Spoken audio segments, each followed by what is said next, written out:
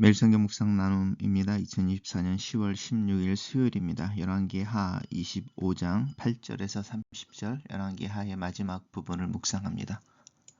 본문을 읽습니다. 바벨론 왕 느부갓네살의 19째 해 5월 7일에 바벨론 왕의 신복 시위대장 느부사라딘이 예루살렘에 이르러 여호와의 성전과 왕궁을 불사르고 예루살렘의 모든 집을 귀인의 집까지 불살랐으며 시위대장에 속한 갈대아 온 군대가 예루살렘 주위의 성벽을 헐었으며 성 중에 남아있는 백성과 바벨론 왕에게 항복한 자들과 무리 중 남은 자 시위대장 느부사라단이 모두 사로잡아 가고 시위대장이 그 땅에 비천한 자를 남겨두어 포도원을 다스리는 자와 농부가 되게 하였더라. 갈대아 사람이 또 여호와의 성전의 두 놋 기둥과 받침들과 여호와의 성전의 놋 바다를 깨뜨려 그 놋을 바벨론으로 가져가고 또 가마들과 부삽들과 부집게들과 숟가락들과 섬길 때 쓰는 모든 놋 그릇을 다 가져갔으며 시대장이 또 불 옮기는 그릇들과 주발들 곧 금으로 만든 것이나 은으로 만든 것이나 모두 가져갔으며 또 솔로몬이 여호와의 성전을 위하여 만든 두 기둥과 한 바다와 받침대들을 가져갔는데 이 모든 기구의 놋 무게는 헤아릴 수 없었으니 그 한 기둥은 높이가 18규빗이요 꼭대기에 놋 머리가 있어 높이가 3규빗이요 그 머리에 둘린 그물과 석류가 다 놋이라 다른 기둥의 장식과 그물도 이와 같았더라. 시위대장이 대제사장 스랴야와 부제사장 스바냐와 성전 문지기 세 사람을 사로잡고 또 성중에서 사람을 사로잡았으니 곧 군사를 거느린 네시한 사람과 또 성중에서 만난 바 왕의 시종 5사람과 백성을 징집하는 장관의 서기관 1사람과 성중에서 만난 바 백성 60명이라. 시위대장 느부사라단이 그들을 사로잡아 가고 리블라 바벨론 왕에게 나아가매 바벨론 왕이 하마 땅 리블라에서 다 쳐 죽였더라. 이와 같이 유다가 사로잡혀 본토에서 떠났더라. 유다 땅에 머물러 있는 백성은 곧 바벨론 왕 느부갓네살이 남긴 자라. 왕이 사반의 손자 아히감의 아들 그달랴가 관할하게 하였더라. 모든 군대 지휘관과 그를 따르는 자가 바벨론 왕이 그달랴를 지도자로 삼았담을 듣고 이에 느다니아의 아들 이스마엘과 가레야의 아들 요하난과 느도바의 사람 단후멧의 아들 스바랴와 미야가 사람의 아들 야아사니아와 그를 따르는 사람이 모두 미스바로 가서 그달랴에게 나아가매 그달랴가 그들과 그를 따르는 군사들에게 맹세하여 이르되 너희는 갈대아인을 섬기기를 두려워하지 말고 이 땅에 살며 바벨론 왕을 섬기라. 그리하면 너희가 평안하리라 하니라. 7월에 왕족 엘리사마의 손자 느다니아의 아들 이스마엘이 부하 10명을 거느리고 와서 그달랴를 쳐서 죽이고 또 그와 함께 미스바에 있는 유다 사람과 갈대아 사람을 쳐 죽인지라. 노소를 막론하고 백성과 군대 장관들이 다 일어나서 외국으로 갔으니 이는 갈대아 사람을 두려워함이었더라. 유다 왕 여호와긴이 사로잡혀 간 지 37년 곧 바벨론 왕 에윌므로닥이 주의한 지 원년 12월 그달 27일에 유다의 왕 여호와긴을 옥에서 내놓아 그 머리를 들게 하고 그에게 좋게 말하고 그의 지위를 바벨론에 그와 함께 있는 모든 왕의 지위보다 높이고 그 죄수의 의복을 벗게 하고 그의 일평생에 항상 왕의 앞에서 양식을 먹게 하였고 그가 쓸 것은 날마다 왕에게 받은 양이 있어 종신토록 끊이지 아니하였더라. 오늘의 본문은 우리 어제 묵상했던 시드기야 왕 때의 이제 유다의 멸망에 대한 부분의 마지막 부분입니다. 느부갓네살 왕이 19째 되던 날 5월 7일에 바벨론의 왕의 신복 시위대장 느부사라딘이 예루살렘에 와서 이제 예루살렘 성을 무너뜨리는 거죠. 예루살렘 여호와의 성전과 왕궁을 무너뜨리고 또 이제 집들을 다 회파하는데 이제 그 귀인이라고 하는 귀족들이 살던 집들까지라고 하는 부분입니다.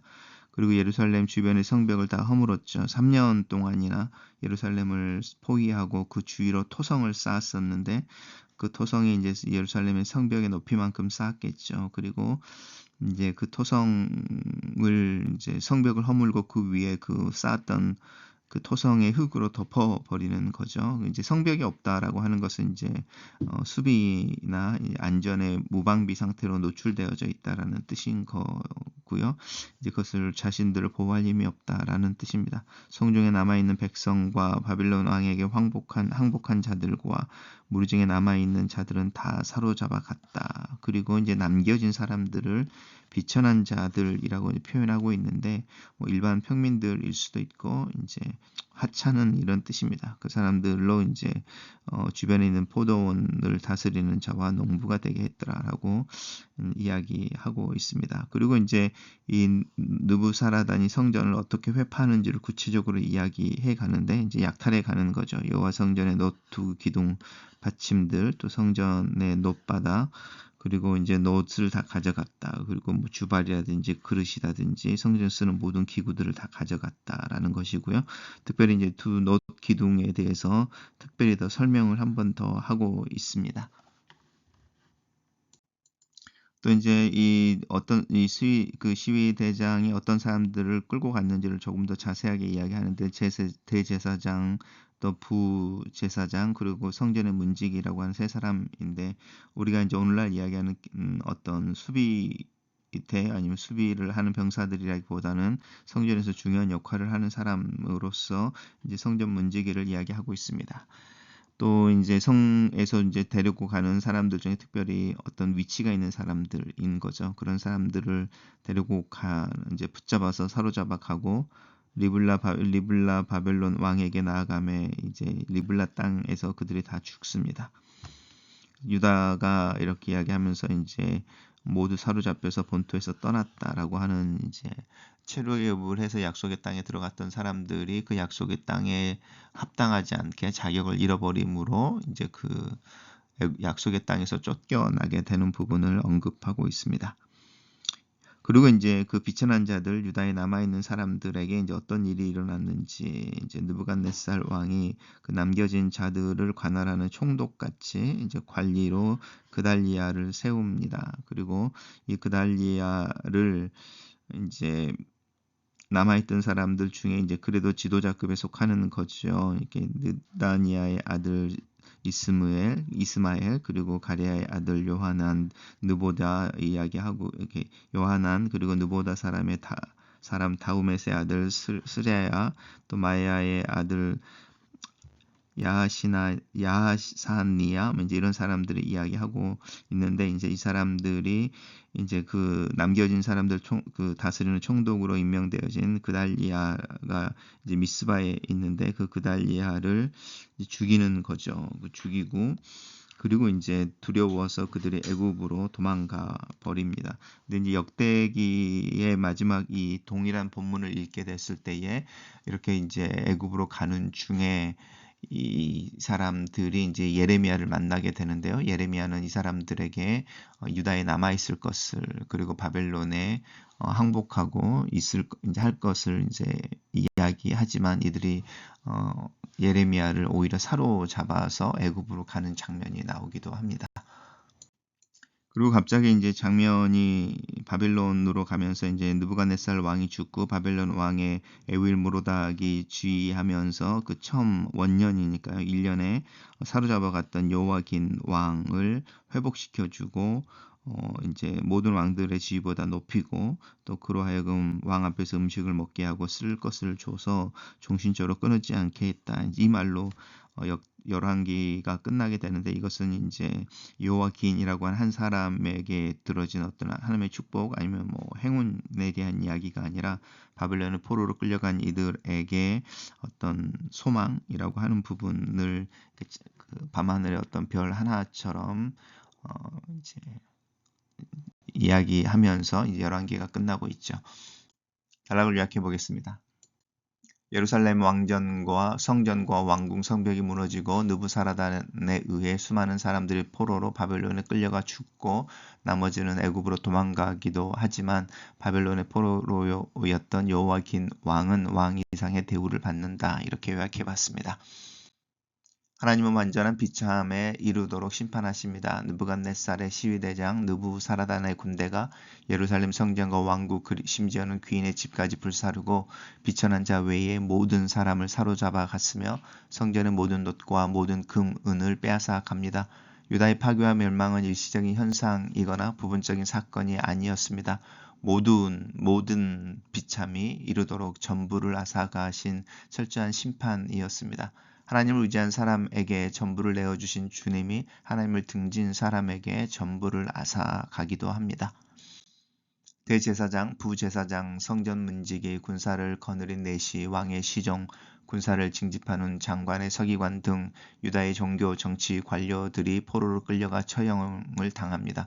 그들은 왕의 악행에 일조했고 하나님을 의지하는 대신 강대국의 틈바구니에서 눈치 외교를 하도록 왕에게 조언했던 자들입니다. 그들은 짧은 영화와 권력을 누리다가 결국은 멸망을 자초했습니다. 짧은 성취에 취해 영원한 영광을 놓치는 어리석은 사람들입니다. 이해되지 않아도 말씀대로 사는 것이 믿음으로 사는 길입니다. 유다 총독으로 세워진 그달리아는 남은 유대인들을 모았습니다. 그리고 예상과 달리 그들에게 오히려 이 땅에서 바벨론 왕을 섬기라는 명령을 내립니다.